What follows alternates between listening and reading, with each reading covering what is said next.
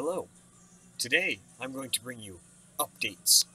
First of all, the part that I'm most excited about, I've got a Reaper. I've been looking for a Reaper forever. I went to the store the other day, and this was sitting there on the shelf. I almost didn't see it, but I grabbed it immediately and took it home with me. And I modified it right away. By modified, I don't mean I did anything really substantial. Um,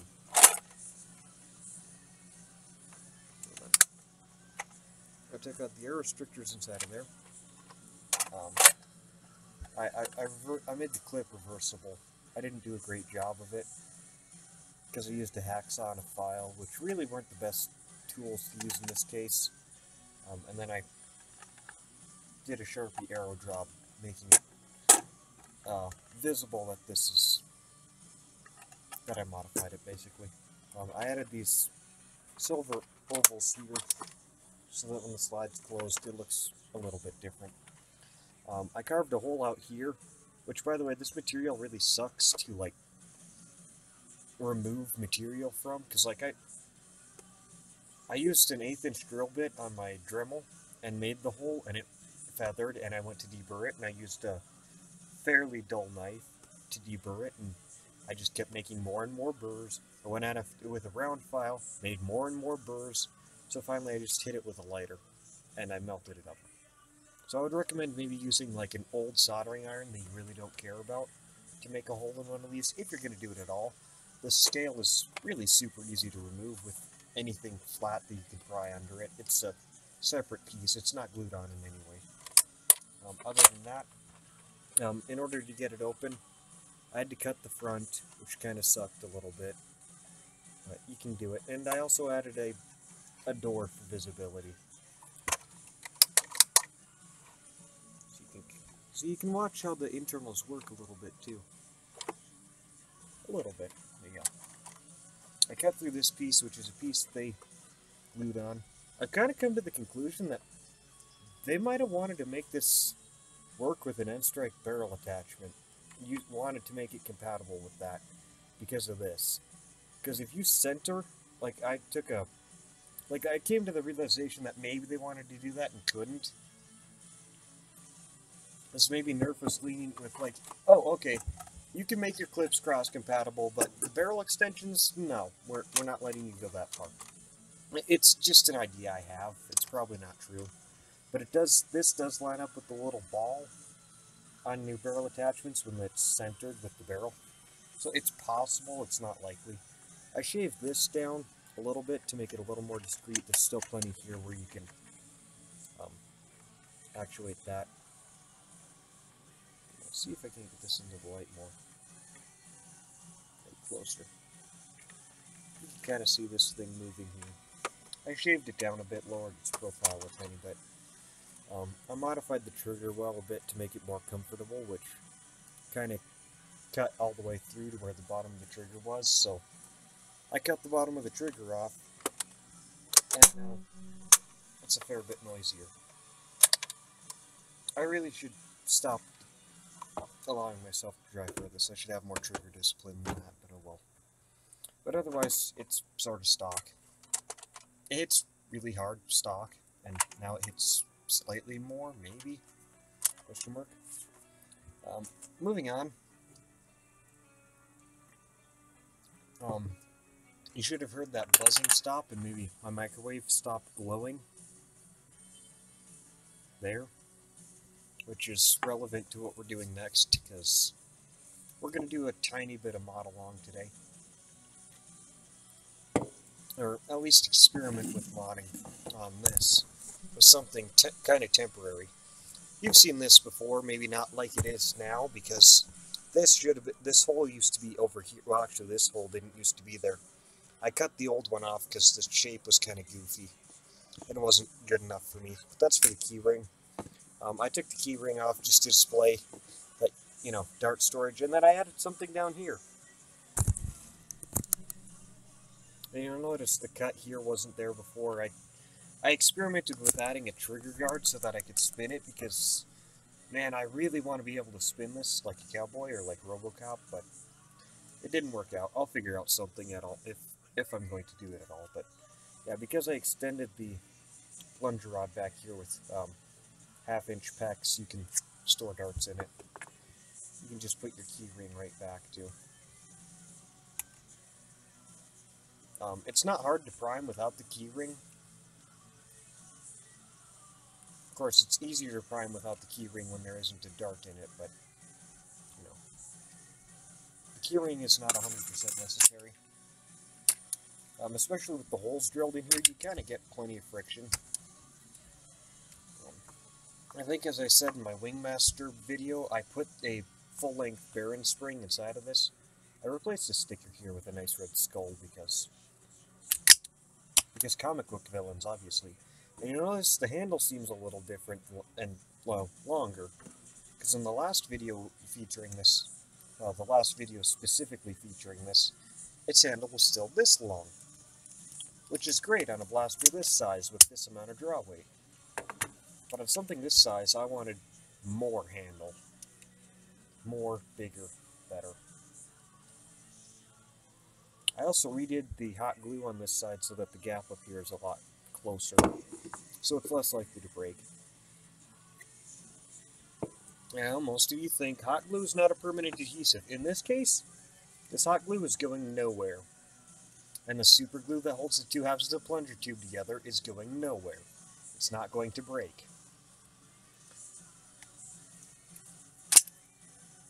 It works, doesn't it? Let's ditch these darts for now. And I'm going to take this, which I cut, which is pretty much exactly the length of one of these. And I'm going to see about this barrel here being different than it is, and maybe making use of more of the volume in the plunger tube. So 1 second.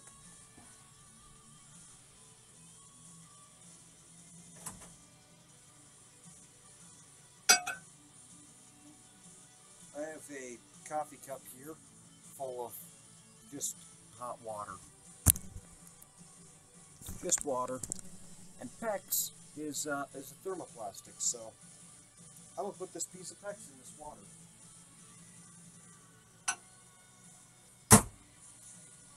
And we're going to set it in there for a bit while I guess we'll move on to something else quick. Do this handle here. It's wrapped in blue painter's tape. Pretty ordinary.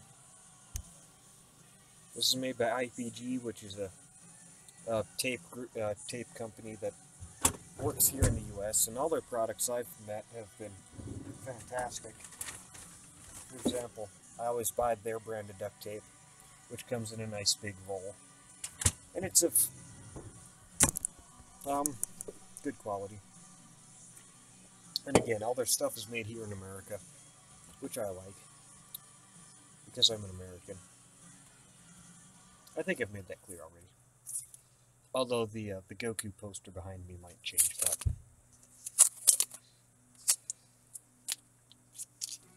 The reason I have blue tape on here is because I decided to decorate this handle extension I did, which is 3/4 inch CPVC, ordinary stuff. I happened to get a section with no inking on it, which is cool, but as you might be able to see, let's change the light a bit.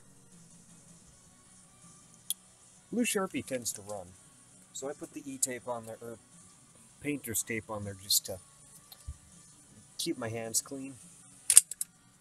Because here, I'll handle it for a minute, and you know, maybe not anymore. I'll just rub my finger in it a bunch. And hardly anything's coming off now. Maybe the tape took it all.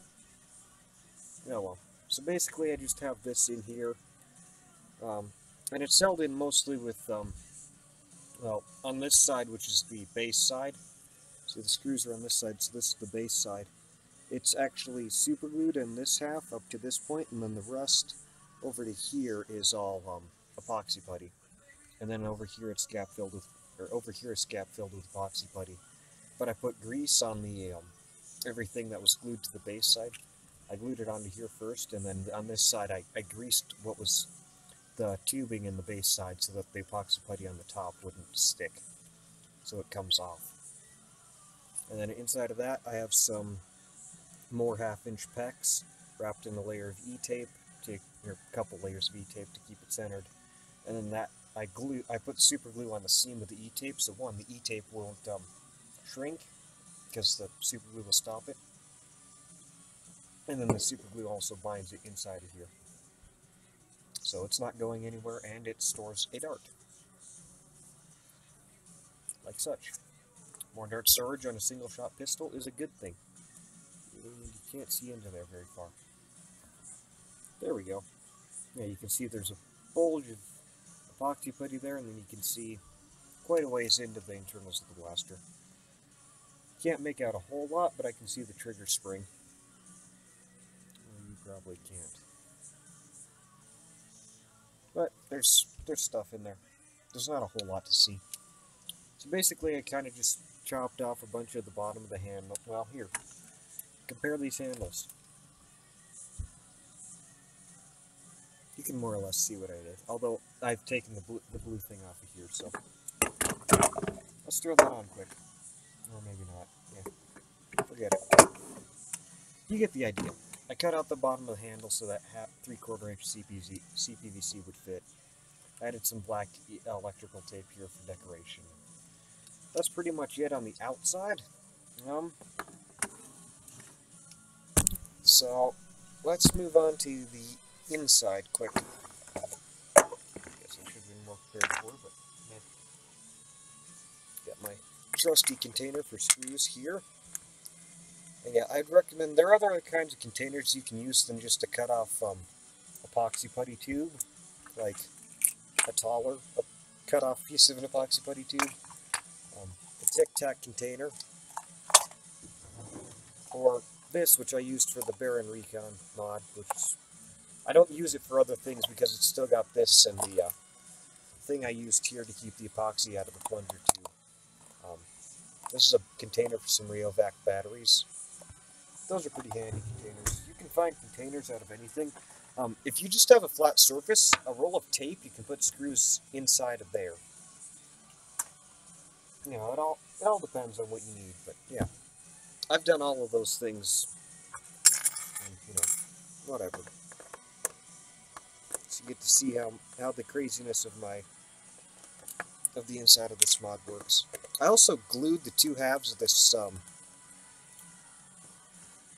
thing to the respective sides of the shell, so it's no longer a separable piece, which is fine. I don't really care.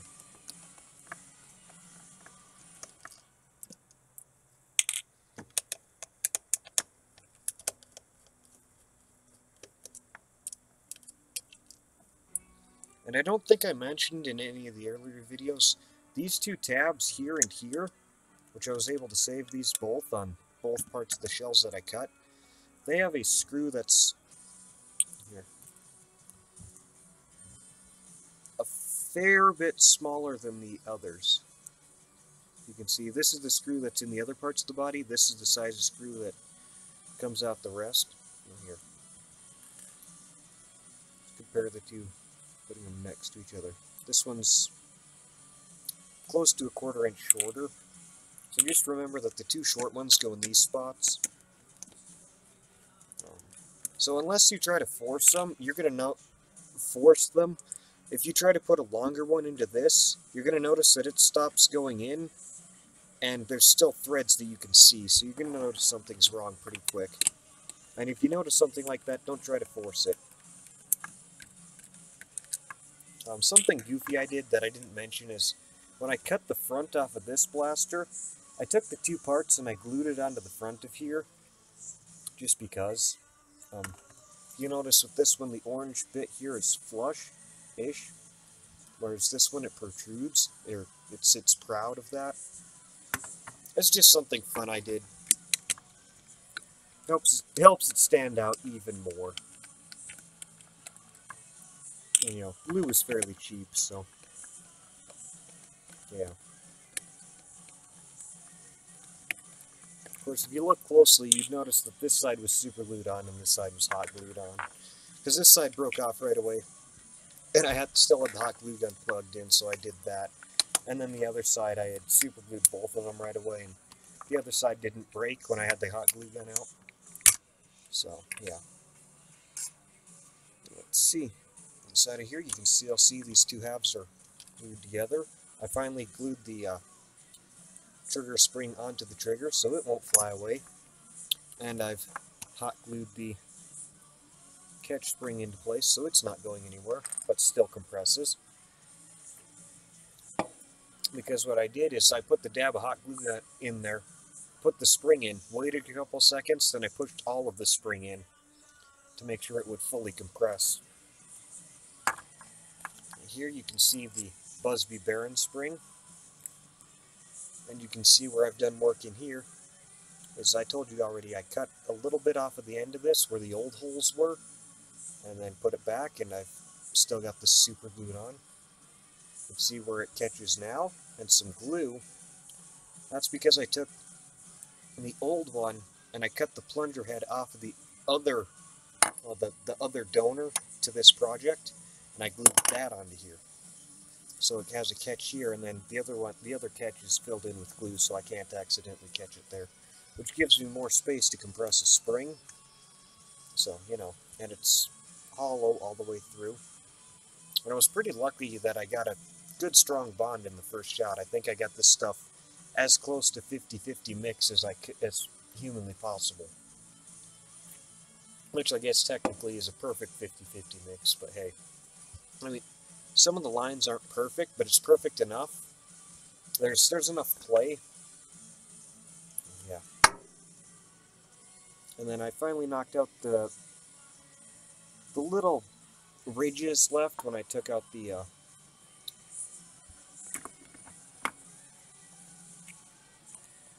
dart peg, so that you can potentially vacuum load a dart into the barrel, but it doesn't get a good enough seal to completely vacuum load a dart. It might vacuum load the head of the dart like 1/4 of an inch into the barrel, about like that much, which leaves it extending out the barrel a bit, but that really doesn't matter because this is hollow anyways.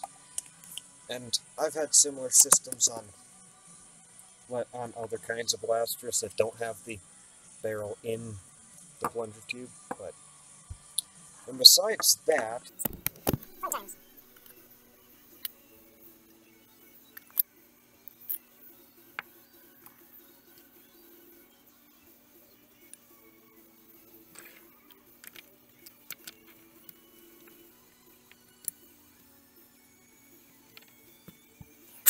Hairs.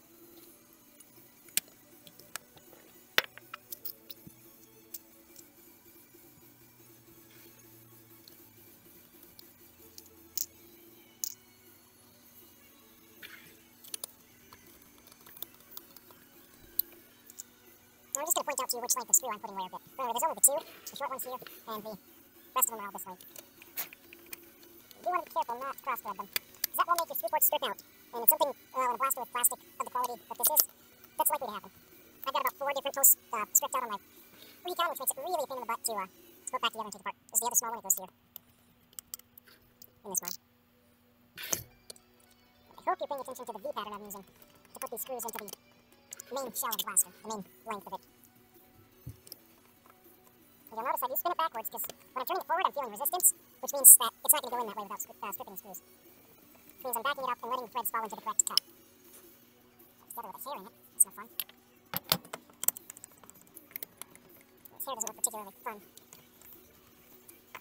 This hair doesn't look particularly fun.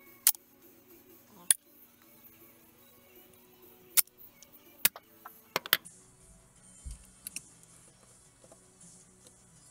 and you'll notice I do spin it backwards because when I'm turning it forward, I'm feeling resistance, which means that it's not going to go in that way without stripping the screws. Which means I'm backing it up and letting the threads fall into the correct cut. Together with a hair in it, it's no fun.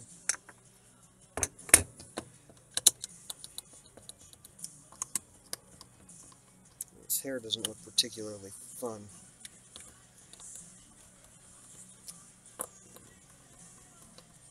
That was kind of gross.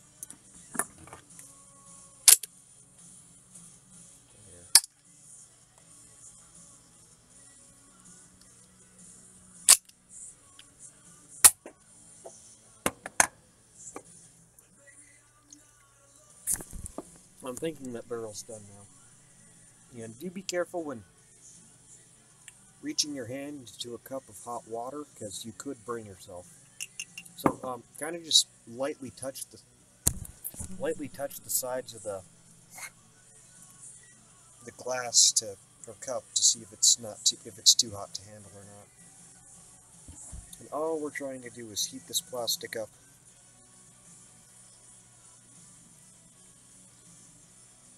So that it'll form the shape better.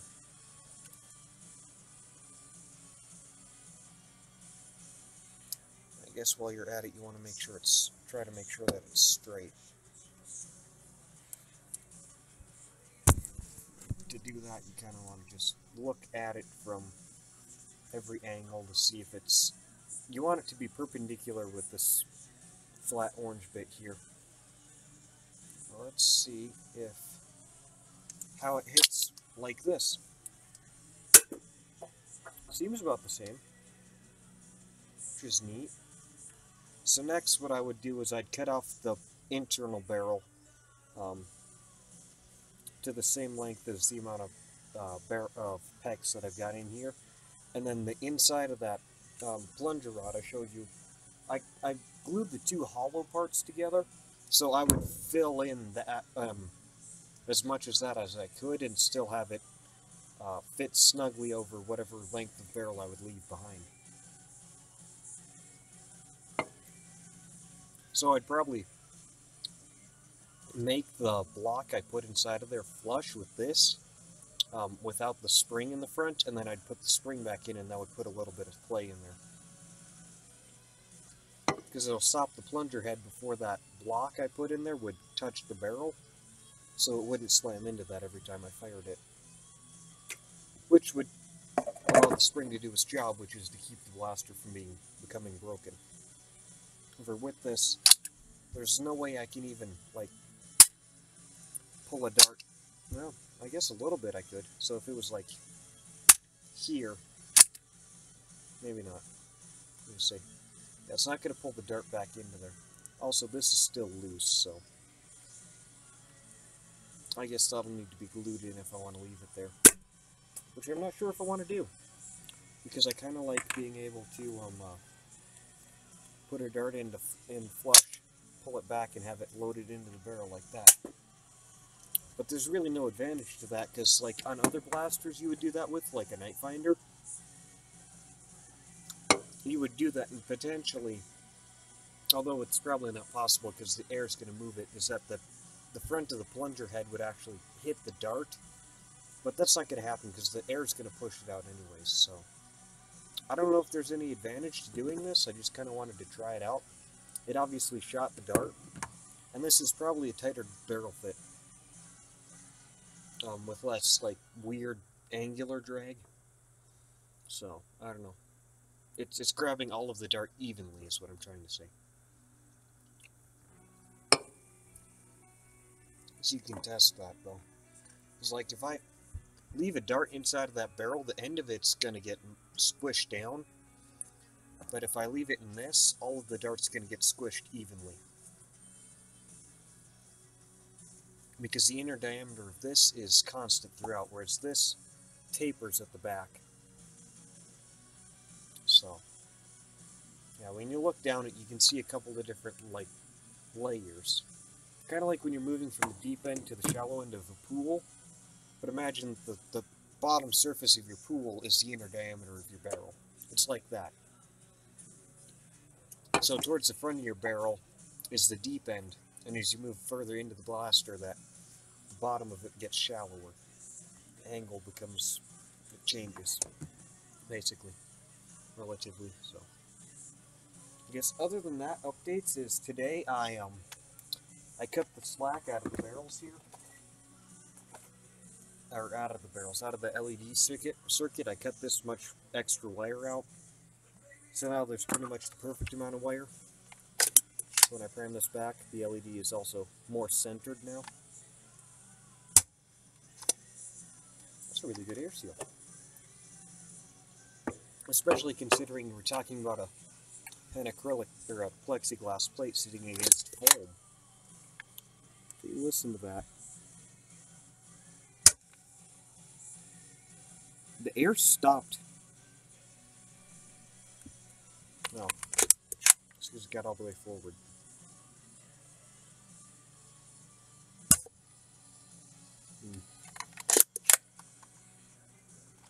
Let me reposition this a bit. Either way. Definitely is getting a good air seal, but it's probably leaking out between that foam and the plexiglass pad. That first time I did that, I got ahead of myself and thought it had stopped the plunger head before it got all the way forward, but that's not what happened. So other than that, my updates are over, so see you later.